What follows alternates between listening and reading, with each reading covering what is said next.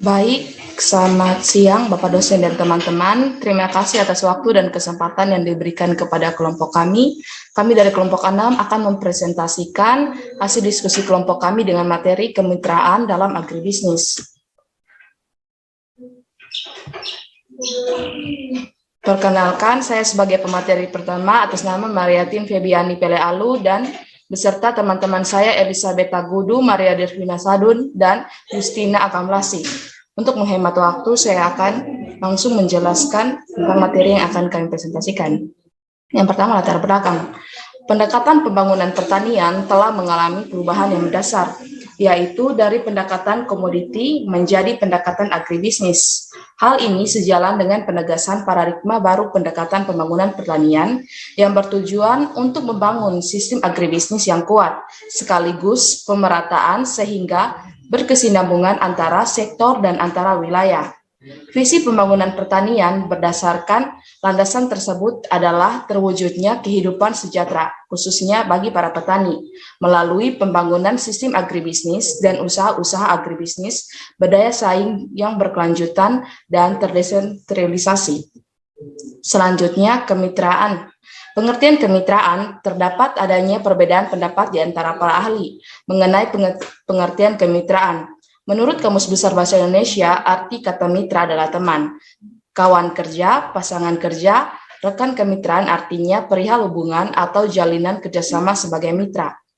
Yang kedua, menurut Muhammad Jafar Hafsa pada tahun 1999 menjelaskan bahwa kemitraan adalah suatu strategi bisnis yang dilakukan oleh dua pihak atau lebih dalam jangka waktu tertentu untuk meraih keuntungan bersama dengan prinsip saling membutuhkan dan saling membesarkan. Karena merupakan strategi bisnis, maka keberhasilan kemitraan sangat ditentukan oleh adanya kepatuhan di antara yang bermitra dalam menjalankan etika bisnis. Pada dasarnya, konsep kemitraan atau partnership adalah jenis entitas bisnis yang dimana pemilik atau saling berbagi keuntungan atau kerugian bisnis. Kemitraan sering digunakan di perusahaan dengan tujuan perpajakan. Sebagai syukur, kemitraan umumnya tidak dikenakan pajak atas laba sebelumnya yang didistribusikan kepada mitra, yaitu tidak ada pajak dividen yang dikenakan. Namun, tergantung pada struktur kemitraan dan yurisdiksi, yang mana ia besar dapat daripada mereka yang akan memegang saham dari suatu perusahaan. Pada sistem hukum perdata, kemitraan biasa diikat dengan kontrak atau perjanjian antara individu-individu dengan semangat kerjasama, setuju untuk melaksanakan suatu usaha, berkontribusi dalam menggabungkan modal, pengetahuan atau kegiatan, dan berbagi keuntungan.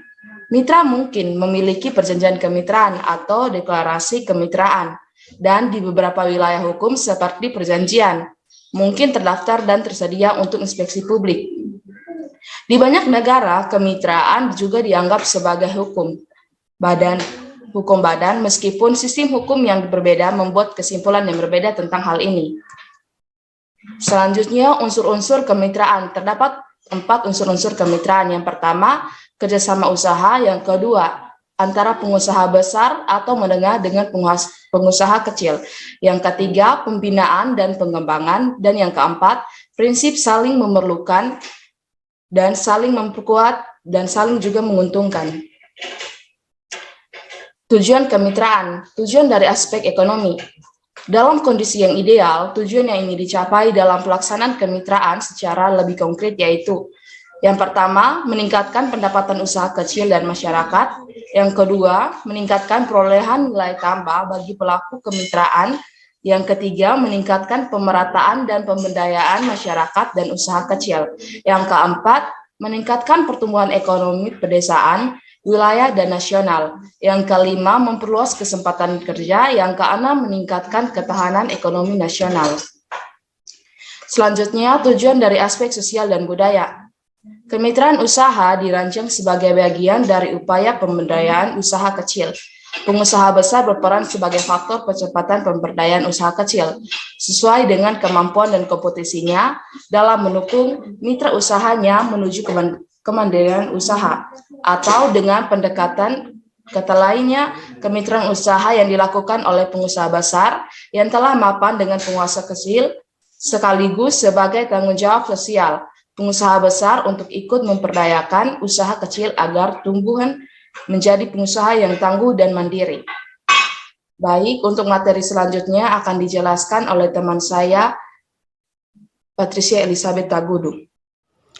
Baik, saya akan melanjutkan presentasi berikutnya, yaitu tujuan dari aspek teknologi.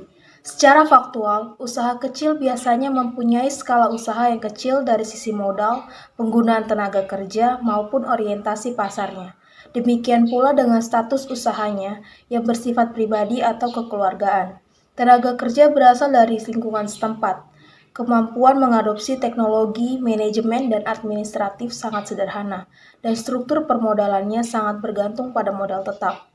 Sehubungan dengan keterbatasan khususnya teknologi pada usaha kecil, maka pengusaha besar dalam melaksanaan pembinaan dan pengembangan terhadap pengusaha kecil meliputi juga memberikan bimbingan teknologi. Teknologi dilihat dari arti kata bahasanya adalah ilmu yang berkenaan dengan teknik. Oleh karena itu, bimbingan teknologi yang dimaksud adalah berkenaan dengan teknik berproduksi untuk meningkatkan produktivitas dan efisiensi. Berikutnya, tujuan dari aspek manajemen.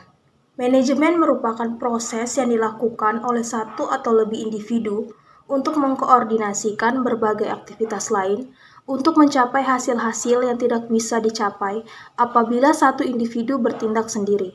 Sehingga ada dua hal yang menjadi pusat perhatian, yaitu pertama, peningkatan produktivitas individu yang melaksanakan kerja, dan kedua, peningkatan produktivitas organisasi di dalam kerja yang dilaksanakan.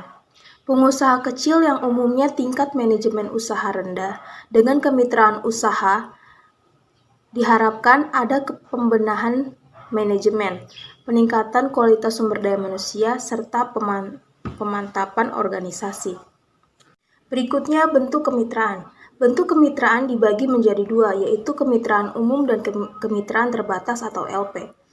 Kemitraan umum, di mana semua mitra mengelola bisnis dan secara pribadi bertanggung jawab atas hutangnya.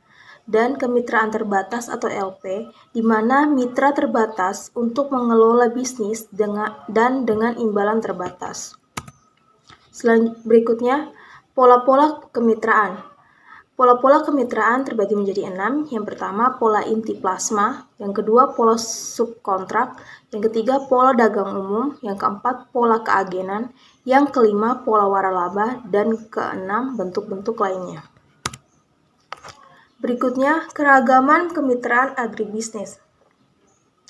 Lahirnya konsep kerjasama atau usaha kemitraan usaha antara perusahaan pertanian atau BUMN swasta koperasi dengan pertanian rakyat atau petani kecil didasarkan atas dua argumen. Pertama, adanya perbedaan dalam penguasaan sumber daya, lahan, dan kapital antara masyarakat industrial di perkotaan atau pengusaha dengan masyarakat pertanian di pedesaan atau petani, di mana orang kota dikategorikan mempunyai modal dan pengetahuan, namun kurang dalam sumber daya lahan dan tenaga kerja.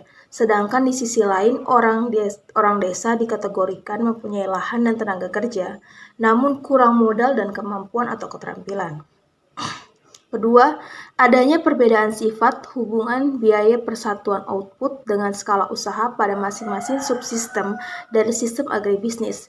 Di dalam subsistem usaha tani, skala kecil lebih efisien atau sama efisiennya dengan skala usaha besar karena sifat hubungan biaya persatuan output dengan skala usaha bersifat tetap atau constant cost to scale.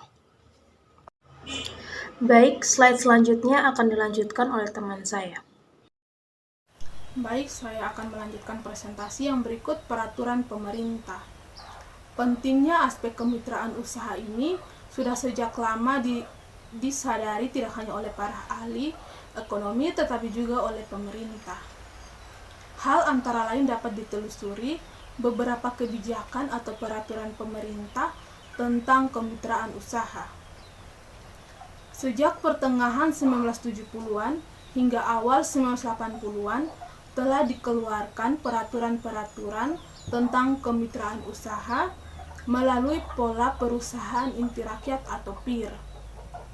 Sehingga muncullah PIR perkebunan, PIR perunggasan, tambak inti rakyat, tebu inti rakyat, dan kemitraan usaha di bidang hortikultura. Berikut kinerja kelembagaan kemitraan usaha pertanian. Untuk melihat bagaimana kinerja kelembagaan kemitraan usaha dalam bidang pertanian, berikut ini adalah beberapa contoh kasus dari berbagai komoditas pertanian. Yang pertama ada kasus pada komoditas padi, yang kedua ada kasus pada komoditas palawijaya, yang ketiga ada kasus pada komoditas hortikultura, yang keempat ada kasus pada komoditas perkebunan, dan yang terakhir kelima ada kasus pada komoditas peternakan. Yang berikut model kemitraan dalam agribisnis tembakau. Bisnis tembakau sangat menguntungkan sehingga semakin banyak petani yang membudidayakan tembakau. Selain itu, makin banyak juga yang tertarik menjadi pedagang tembakau, dari yang bermodal kecil sampai yang bermodal sangat besar.